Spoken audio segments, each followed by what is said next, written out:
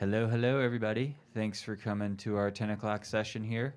My name is Nate, and it is my pleasure to introduce Doug Rosenoff, who's going to give us a wonderful talk about something that's near and dear. I shouldn't say near and dear, but a challenge that I constantly worry about. So I'm hoping this talk alleviates some of my apprehension and anxiety. And with that, I'd like to pass it over to Doug. Hello, good morning. Everybody wide awake now? Got your coffee? No? So, my name is Doug Rosenoff, and you may remember a comic from a few years back, and his name was Doug as well. But he had more hair and less beard, and long about 1978, that was probably true for me too. I'll be presenting today on behalf of three of my other teammates from a team that's been working on a offline search testing environment for the last 5 years, and they're unfortunately unable to attend today. We all work for Lexis. Lexis is an international company in scope. We have operations in more than 30 countries, and we have operations with many kinds of content. LexisNexis deals primarily with legal and news content.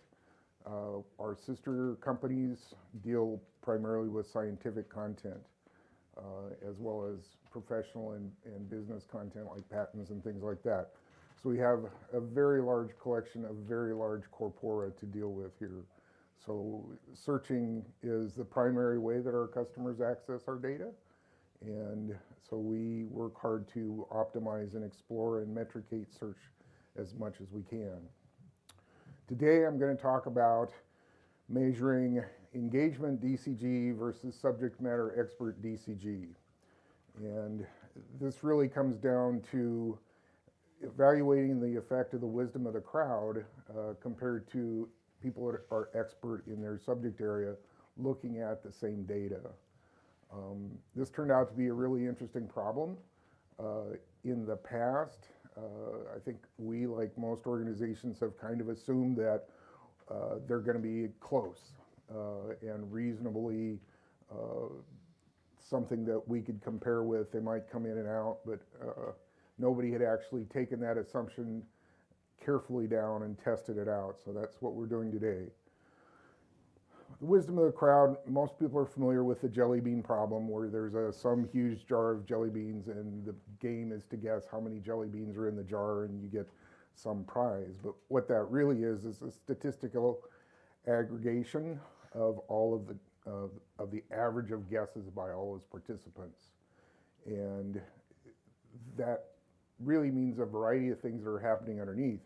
There's no defined expertise for those people who are making a guess. They may be kids, they may be mathematicians, they may be volumetric measurement specialists, they may have lots of experience at guessing jelly beans or almost none at all. So there's a very random expertise level here. But what we do know is if there's a lead guess, and we call that the lead cow hypothesis, but if somebody says, I think it's about this much, and that gets publicized, then most people will start to cluster around that guess, whether it's right or not.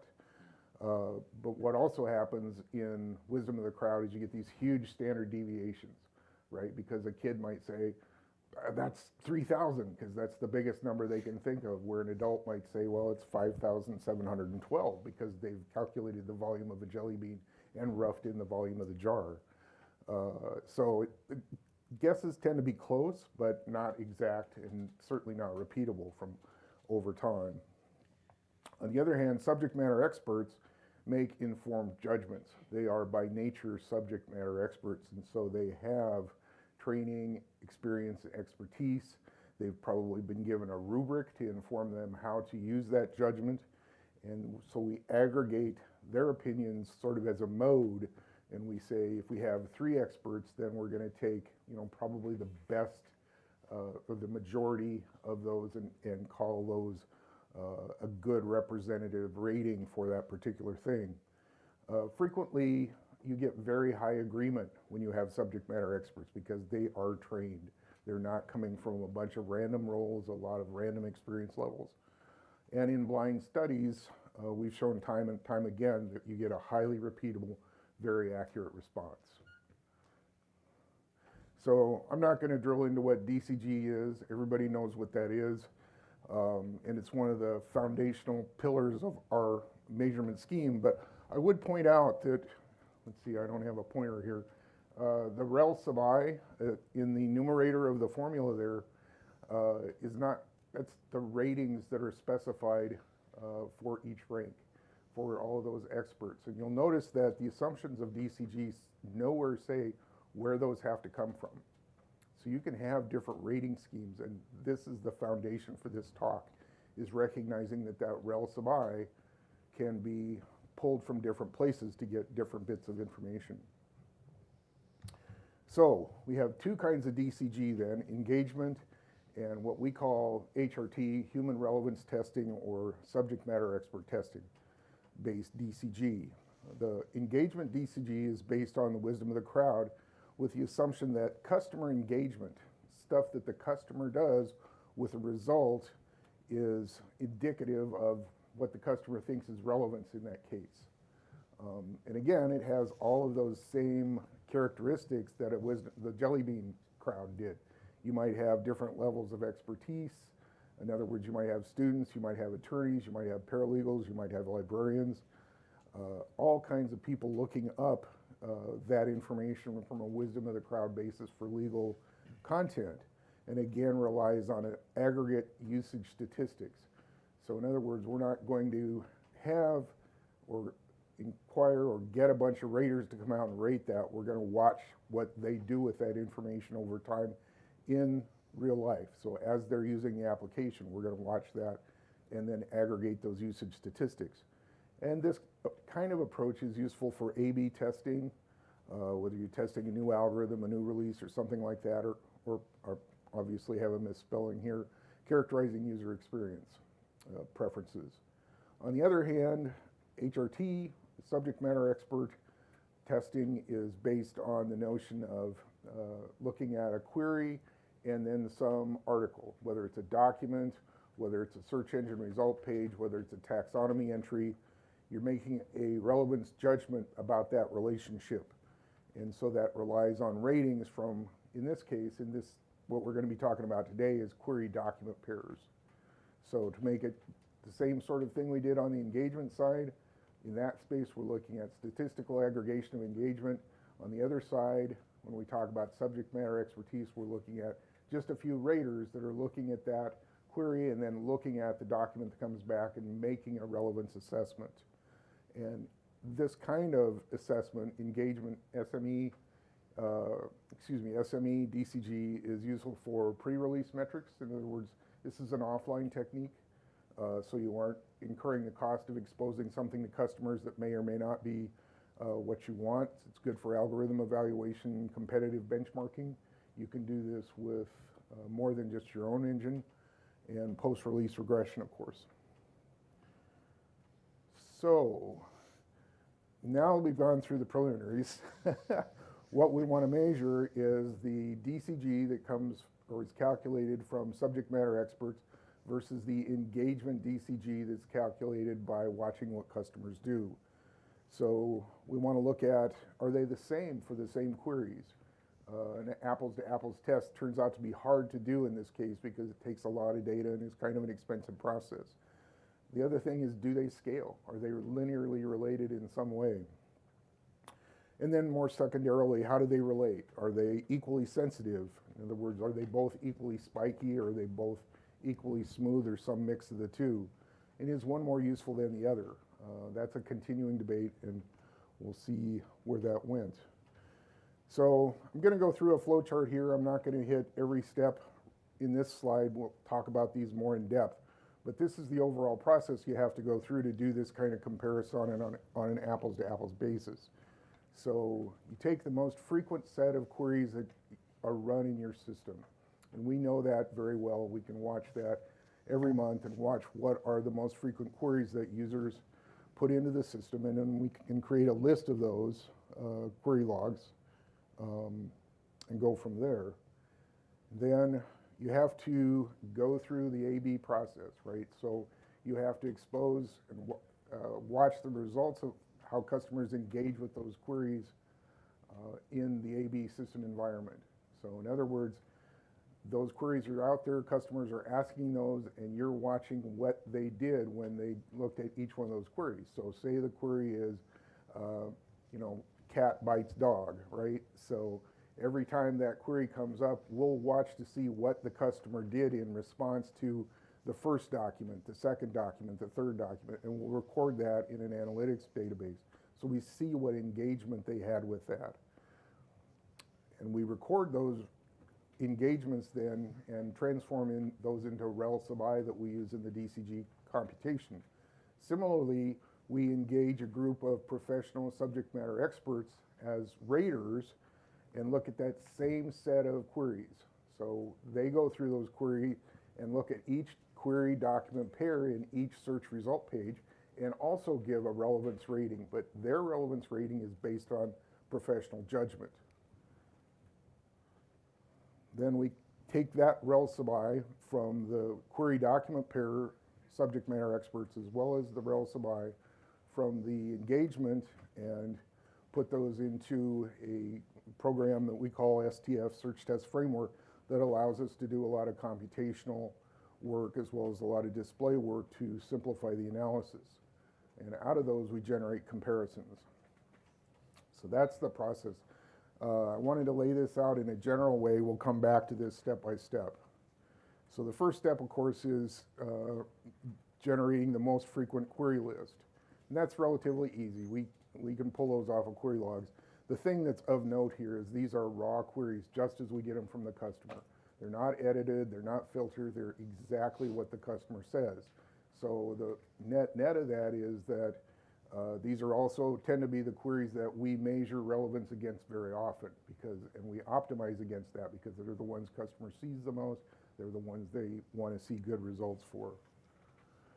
Then when we go down to this next step, as I said, this is now where we do the wisdom of the crowd engagement measurement. And so what we do there again is we say, okay, somebody runs a query, and any customer, so we'll go back to our cat bites dog example, and it generates the first document, maybe that's from Smith v. Jones, and so they do some activity. They may spend some time looking at it, or they may print it, or they may save it off, or they may look at a link in that document, or they may look at documents that are referenced from or to that document.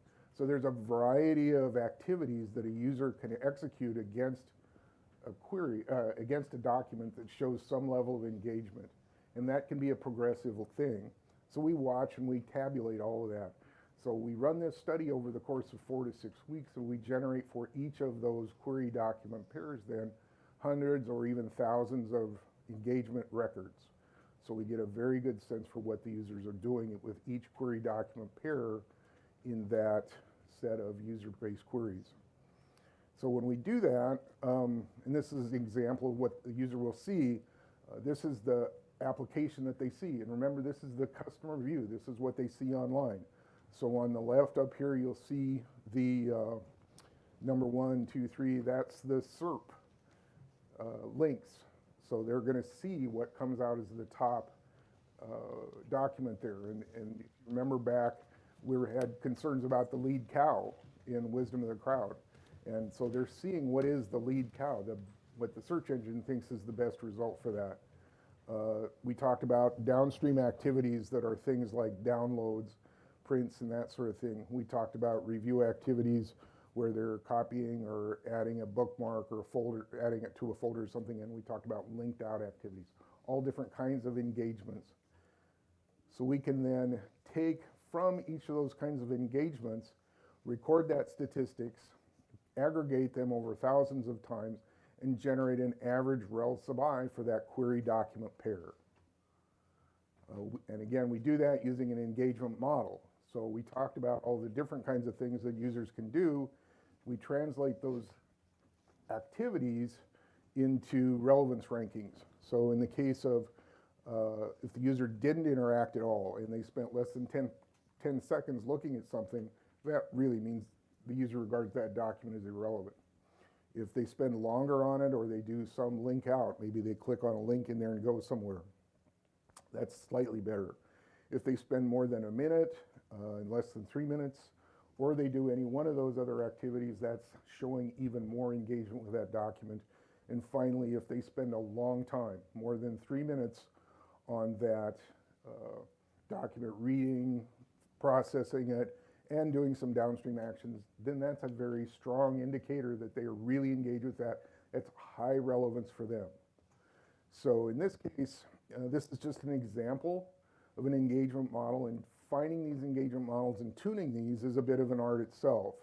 And they may be sensitive to user types. For instance, a librarian may have a much different model than a professional attorney or a professional researcher of some sort versus a student. They may vary by content types. In other words, this study was done with case law, but if you were looking at statutory data or news data, it might be very different as well. And finally, query types can also impact this as well. So let's talk about now the subject matter expert evaluation. So what happens here is that we have a pool of experts that we have. So typically, we're going to do a large study, several hundred queries, like 400 queries. And we're going to have a pool of a half dozen or a dozen experts. They're all attorney editors. They know the law. They know what a good relevant document looks like. They know what a lousy relevant document looks like. And so they're able to say on a 4-point scale, number 4, this is 4 square. It's exactly on point for that query. It's the correct, perfect answer for that. A 3, less so, a 2, still less so, and a 1 is irrelevant. It doesn't matter why it came up. It might just have the search terms in the body of a footnote somewhere, but it's not relevant. And so they can individually establish, each of the raters can individually establish a search rating. And then we combine those as a mode function, so if they disagree, that we get a majority rules function on that. And so we accumulate that rel sub I. So this is what they see. They see a document, the subject matter experts see a document to look at. You'll notice first thing off, they don't have the SERP view. They don't see what the search engine says is the best result. So they have no lead cow hypothesis to make. But they can do everything they want within that document window. So they can link out, they can do saves, they can do prints, all that sort of stuff. They can look at citators, all that sort of thing. And they can use all those criteria to make that decision on how relevant it is. They've also been given a rubric that says these are the criteria that we want to follow in this study, if there's anything specific. And how to handle ambiguous queries. So at the end of the day, they give a rating up here, and you'll notice that's in the middle at the top, 1 through 4. So low relevance to high relevance. Each rater makes that assessment, and then as I said, we put those through a mode operation and get the majority rules version of that, and we also gather their comments. So what does that look like for SME-based rel sub I? So these are some example criteria we might give the raters. So for very high relevance, it meets the information need behind the query intent. Now, this is a judgment call, and we recognize that subject matter experts are paid because they have good judgment. We're not going to ask them to sit and count how many times a query result appears in a document result. So it's really judgment, and they have to use their best analytic skills to give us a good response on that. And then from that, of course, we go down. Results may not quite meet the intent, may be only somewhat related. In other words, the query may be cat bites dog, but the case that comes back is dog bites man. Maybe have the same laws, but it's related. And on down the tree until at the bottom, the results really don't add any value, and that's clear enough. So this last step, then, we now go to a computational phase where we take those rel sub I's from both sources and we compute. So again, we use the same formula. The rel sub I is used in the same way. It's just sourced from either subject matter experts or from the engagement. and then we compare those. So that's a very long-winded response on the process that's involved here. And this is kind of one of the reasons it took a long time before we could make this kind of measurement, because a lot of the bits and pieces had to be available before we could combine things in an apples to apples sort of way. So let's talk about what happened. And that's the interesting part that everybody wants to know.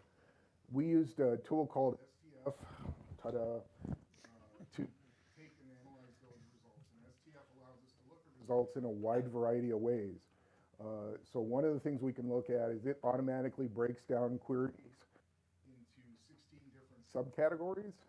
So we can look at, obviously, whether it's Boolean or natural language. We can look at things like whether the entire query is quoted or just a piece of it. We can look at whether terms are common or uncommon and all that. We can look at the number of queries that fall into each one of those categories. That all happens automatically and is persistent throughout the analysis.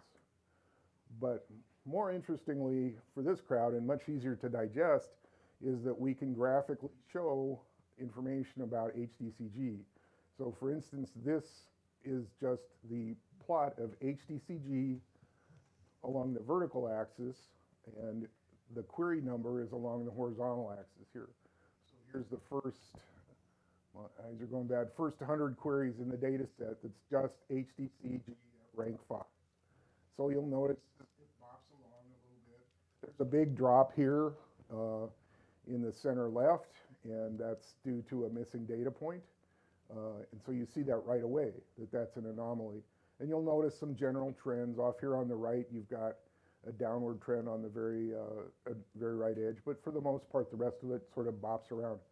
That flat horizontal line is the average for the HDCG at rank 5.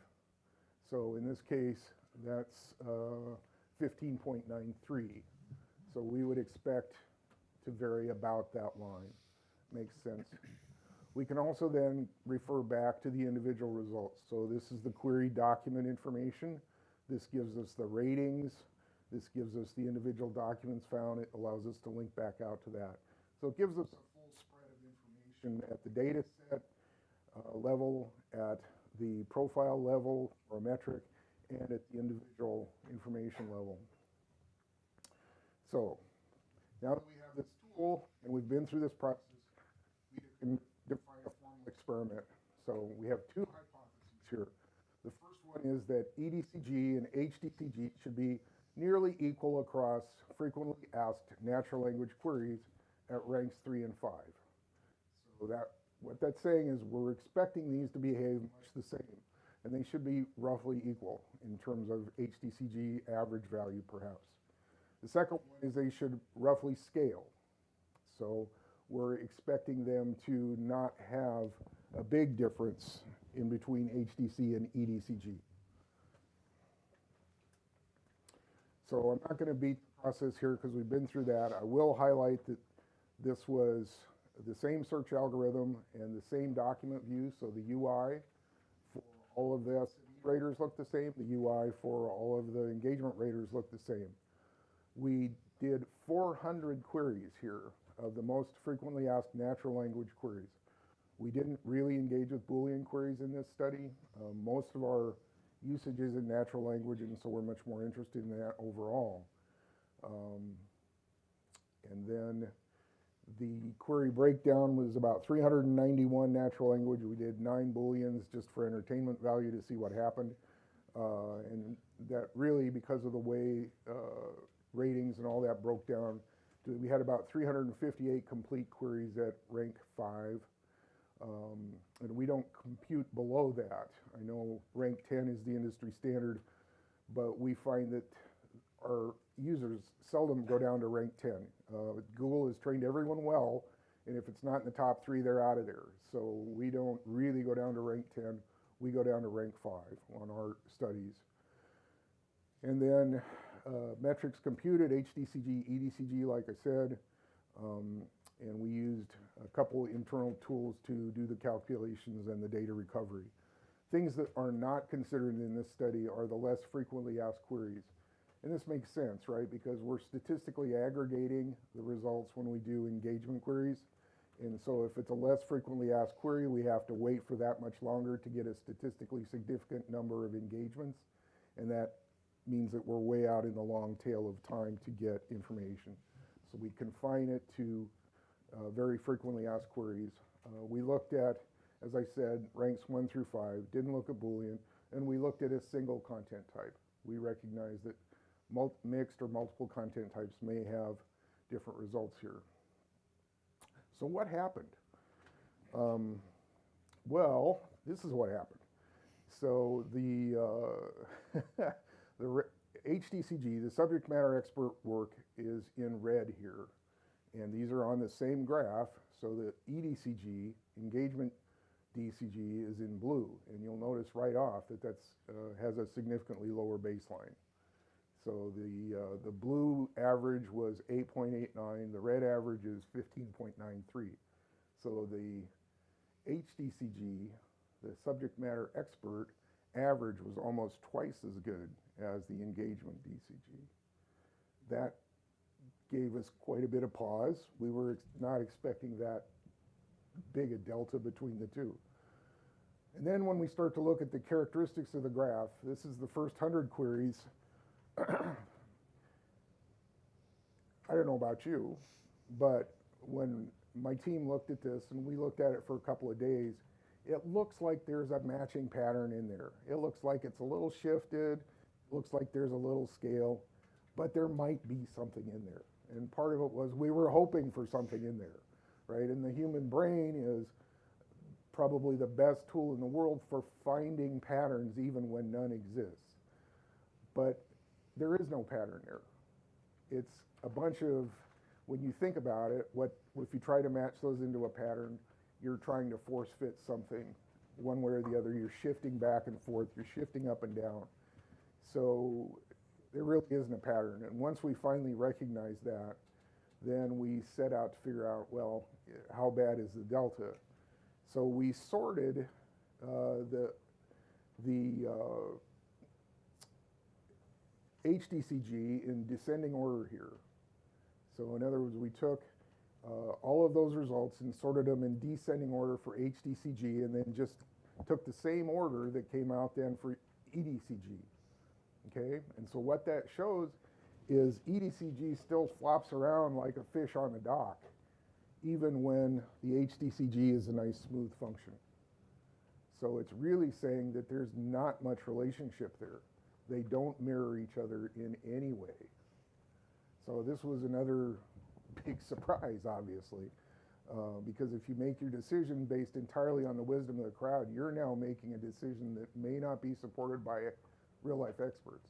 That impact of that random collection of users may be a significant deviation from what's actually true. And you can argue about what's true. If you want to talk about whether somebody has a better microwave that they get by reading reviews on Amazon from reading the reviews on Consumer Report, you can do that. But that's what we're really showing here, is that the subject matter expert result is supposedly based on experience, expertise, and all that. And when you compare that to the engagement result, it's not the same. And you'll notice there's still that standard deviation that large delta between the HDCG in red there and the EDCG in blue. So we thought, well, let's figure out what we can do with this to characterize it. So we shifted the averages so they were on the same line to see what they look like. And here's that shift on the second 100 queries and normalized so that they both shared the same line, same average. And you get this, still maintain this very spiky, very highly sensitive result for EDCG. Again, not what you want to see. So we were searching around for a way to express this numerically, and correlation coefficients became the obvious one. And so when we computed that out, the correlation coefficient between engagement DCG and subject matter expert DCG was 0.014. Now, if you're a mathematics geek and you recognize correlation coefficients, you recognize that 0 is random correlation between the two. So what this is saying is there's a random correlation between those two values. That's bothersome. It kind of violates that whole, we think that they're roughly the same assumption that we've been using for a long time. Or we think one is a better than the other, because you really can't say that now. They don't have a correlation in any real sense. So we are really concerned. So we looked at, we broke up the queries by groups of 100, and we looked at the correlation coefficients for the first 100, the second 100, the third 100, and the fourth 100. And you'll notice that they all just kind of stay very, very close to zero. So, you know, it wasn't a good result. What we're seeing is that, you know, for the subject, for that set of queries, for natural language, and for the assumptions that we build in here, that we have a random correlation. Not so good. And you'll notice that the standard deviations are quite, you know, significant on that. So again, it's something that was a very unexpected result. So going back to the formal experimental write-up, does EDCG roughly equal HDCG? No, not even close. Do they scale? No, they really don't.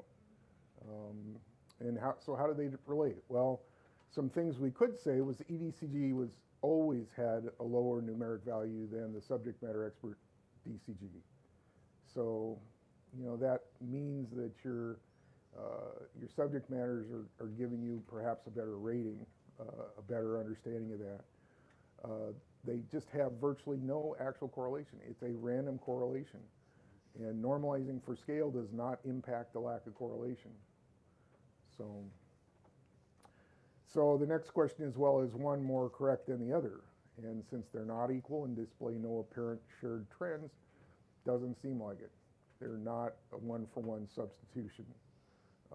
But we do recognize that usage assumptions, metric properties, and use of a specific metric may drive some one or the other higher. And subsequent work to reduce bias is going to be necessary because we recognize this was an initial study. There's still lots of variables that are out there. So I want to characterize those a little bit. When we look at bias, we look at starting with the query set. So these were the most popular queries that are run in that system. And it may be that other kinds of queries, Boolean queries, single document retrievals, navigational retrievals, and things like that may have a different impact. Those are all very different behaviors by the user, and so they behave differently than a natural language query when you're fetching the results or when you're evaluating the results. They're very different goals, if you will. Different types of content may show different behaviors. In other words, if we did this study with news instead of case law, where, you know, the frequency of change in news is very high compared to the frequency of change in case law, might have a different effect.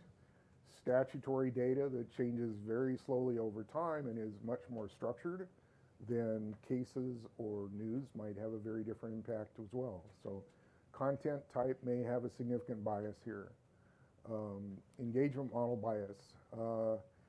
I talked about that engagement model we showed. That was an example, but engagement models have a whole set of art and science that goes with creating an accurate engagement model, or at least a statistically significant one. The model that I showed you was tuned very much for legal case law data. And it was tuned very much based on observational work of what lawyers do when they look at a case. But there's other models you could use. You could tune it to a specific numerical baseline and look at activities that contribute towards that baseline or away from that baseline. So there's a variety of ways you can set up engagement models. So this is a ripe field for research and exploration. I can't stress enough that lead cow advantage for engagement is huge, right? Who do you believe when you look at a search? What's the first thing you do when you look at a search result? You look at the top document, right? You don't start with a third document. You don't block out the search engine result page and only look at the document. you look at the top document and then you go across and see what it says. So that's a huge source of bias in the way people treat information. So if you're an inexperienced user or perhaps not a professional researcher, then you're going to start with that lead cow, and that's going to drive you to where that is. And as we all know, if we change algorithms even slightly, sometimes that lead cow will drop a position or two, or maybe a lot. So that can have a significant bias as well. Wisdom of the crowd versus expert. Wisdom of the crowd has random roles. We have no control and no idea who those people are that are making that assessment. So in other words, if a first-year law student comes and looks at a case, he may be reading to think, wow, that judge has a really good vocabulary. And if a professional insurance lawyer is looking at an insurance appeal in some court, then they may be looking at a substantive level that's far deeper than that. So we have no idea where those folks are in terms of their expertise. So that randomness may be working against that, where the subject matter experts are trained, they're experienced, they've done this a lot, and they know what to look for. So different model completely. And that probably accounts to a great degree on why that subject matter expert DCG was up here compared to the EDCG average that was down here. We're just a shift apart, and that's probably where a lot of that shift came from. There was an imbalance or a variability in number of engagements, right? Some of the engagements you might have 500 answers for, some you might have several thousand for. Again, there may be some issues with that. It may be that the wisdom of the crowd assumption doesn't really validate if you don't have a specific high number that's equal across all of the queries.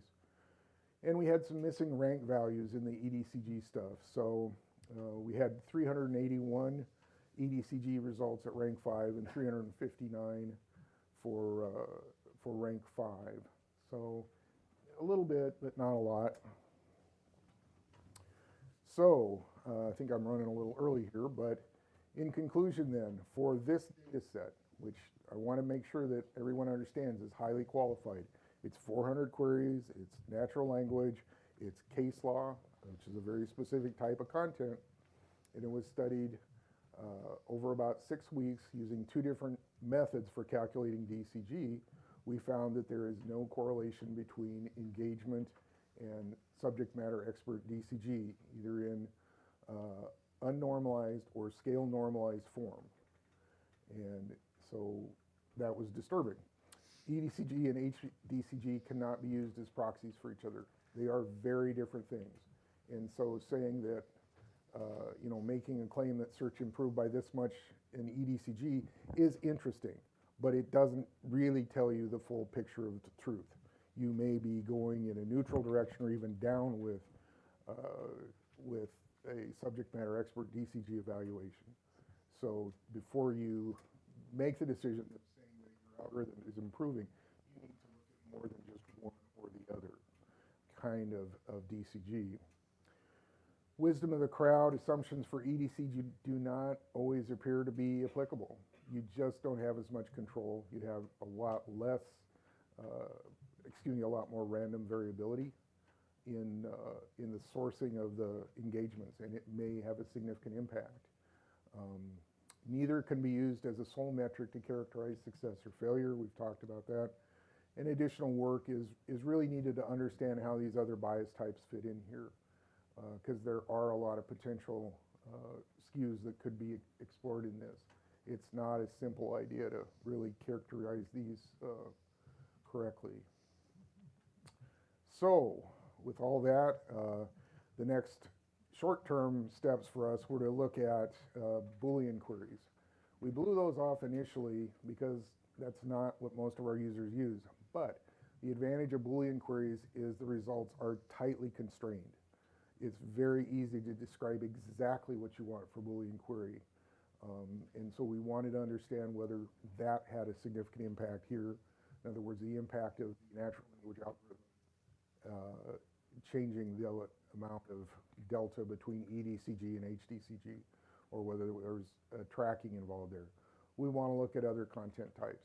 As I mentioned, this was a case law, which is semi-structured, but other content types that are more structured or less structured may have different results.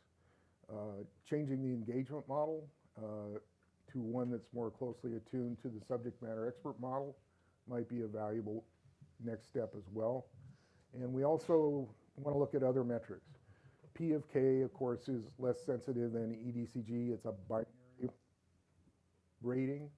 It's just either relevant or it's not.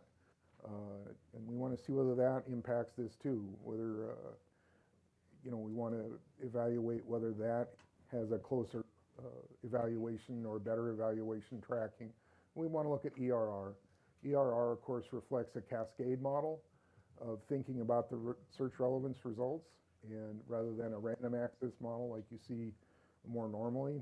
And so thinking about that kind of a model, because people approach it differently, may also come up with a significant deviation in how the results might look at. There's some other things here, trying to be more constrained on the EDCG audience, looking at more seldom asked query sets. Again, that's interesting, but it's very difficult. It takes a long time, and that kind of spoils a lot of the significance of the statistics. Better understand anomalous queries. We could see queries that had very high agreement, and we could see queries that had very low agreement, and we want to go back and look at those and really beat those a lot harder to understand what was going on there. We want to look at comparison testing where the trends agree. And we want to look at that lead cow thing. There's nothing that says we couldn't expose the SERP for our subject matter experts and see whether that had a significant impact or not. So with that, I'll take questions. I want to thank, this was a pretty significant effort by a lot of folks contributed on this. So I want to definitely thank all those folks that contributed on that. So, and some of you are out here in the audience, so we appreciate your efforts. So, questions?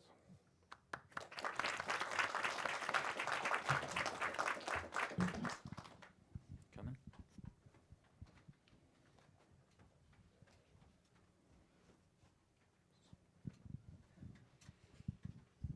So I don't know the name of the process, but in some cases you'll have queries where or you could get manual labelers to tell you these 1 or 2 documents are surely the best result, like almost you 100% want to have that result returned. Does your team do anything like that, or like leverage that same set of labelers to try to measure that? We did not for this study, because we were really interested in giving our subject matter experts to let them do what they needed to make those decisions. So in some sense, we were assuming that the subject matter expert would recognize the correct answer. Mm-hmm. But we didn't explicitly go in and mark and say we have a gold set where this is the answer, because that, at least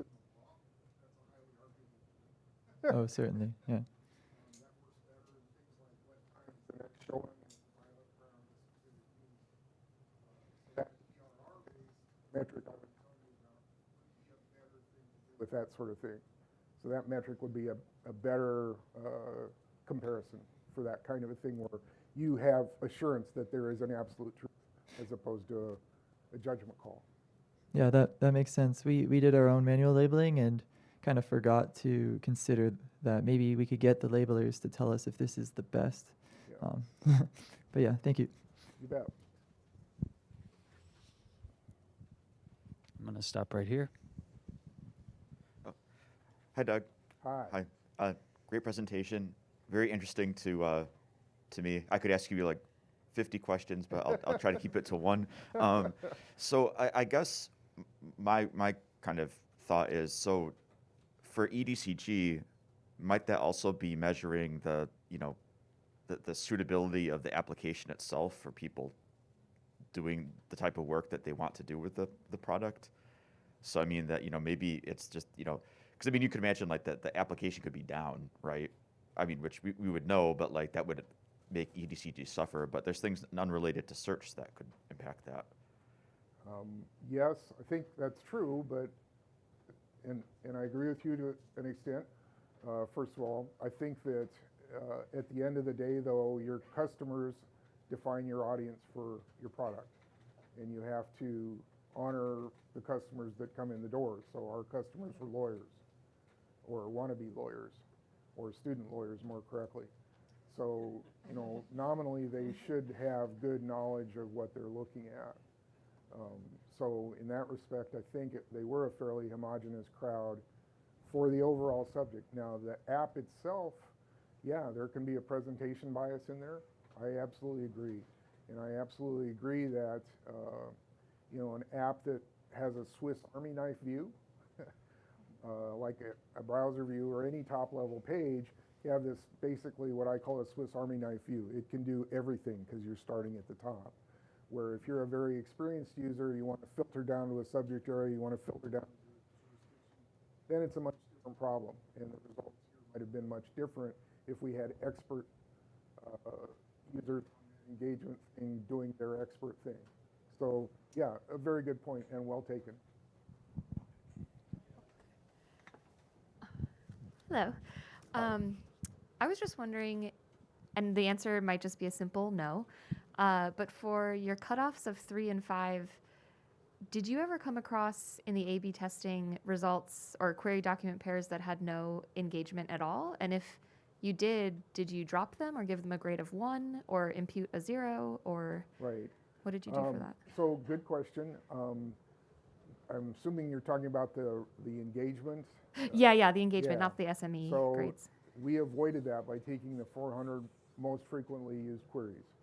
Okay. So because they're the most frequently used stuff, we see those queries all the time. If we would have gone out into the long tail and looked at the 800th most frequently used query, yeah, absolutely. So Okay, we would have had cool. to make some assumptions there. Cool, thank you. Got one more time for a question. Here, excuse me. Yeah, thank you for a very interesting talk. I have to say I've observed the same behavior in e-commerce search, and I've always traced it back to two modes of decision making. So the subject matter expert would make a conscious decision in that situation, whereas the end user would make unconscious decisions, and that would be something like a brand preference, or I like attractive stuff versus sympathetic stuff, things like that. And I had always thought that this is specific to e-commerce, and those domains that are more researchy would not have this. So do you have any hypothesis into that direction in your domain? Oh, to be honest, no.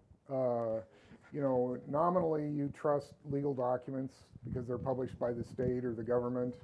So you don't high grade it and say, oh, that's published by Indiana, so that's trustworthy, but that's, you know, that's published by Colorado, so it's more so. You might definitely have things like, well, that's a Supreme Court decision as opposed to a state decision or something like that, but it's not a question of fundamental difference in the emotional attachment to it. That's really more of a factual thing you bring to it. I suspected that somebody was going to ask the e-commerce thing, right? Because it's the click model thing that instead of the engagement thing that you're talking about here, and it is very much an emotional appeal on that. But yeah, this is one reason we were so interested in this is because it's document oriented, because the document quality is very consistent across the whole thing. So really good observation, and thanks for confirming that. Cool. I have one question from online. Ben Egan asks, if you were trying to increase SERP click-through and were forced to optimize either HDCG or EDCG, which one would you pick? Depends what I want, right? I mean, if I'm e-commerce, then I might click EDCG. I want that engagement. I want people looking at it. I want them looking at the 5-star Amazon reviews. I want them reading that and being sticky so that they start to feel good about that. Where if I'm looking at, you know, really trying to get to the best value, for instance, you know, if it was microwave ovens on Amazon versus Consumer Reports, I'm going to get Consumer Reports because it gives me a very accurate, very good evaluation. So it's kind of very much driven by task. Yeah. Excellent presentation. Thank you. I think it's great to have this kind of transparency around our kind of underlying assumptions of how we measure whether things are well. And you obviously have pulled together lots of data to do that. I'm wondering, given the outcome, which is a lack of correlation, how does that change the way you look at evaluating these systems in the future? Do you think about continuing to evaluate on both tracks and then at some point figure out maybe one of these is more valuable than the other? You know, I think that's a good question, Tito, and thank you for that. My personal feeling is that this highlighted more than ever that you can't use just one or the other. There may be some times when one is a better measure than the other, depending on what you're trying to do, but really they tell you different sorts of things. And so my feeling is that it's, we can't just say, well, I've increased relevance by 16%. No, you have to look at a deeper picture. It's fundamentally more complex than just one number can tell you. I do think that there was enough possible sources of bias in here that this was a very introductory study. So we would need to go through and be a little more clear on some of the things and their impacts here. But I think more than anything, it says to me that we have no single number that says relevance is better, or one metric for that. So if that's the last question, we're hiring. Get in touch with me. I left some business cards on the front by the things there. Love to have you join us on this adventure. So thanks very much. Yeah, thank you so much, Doug.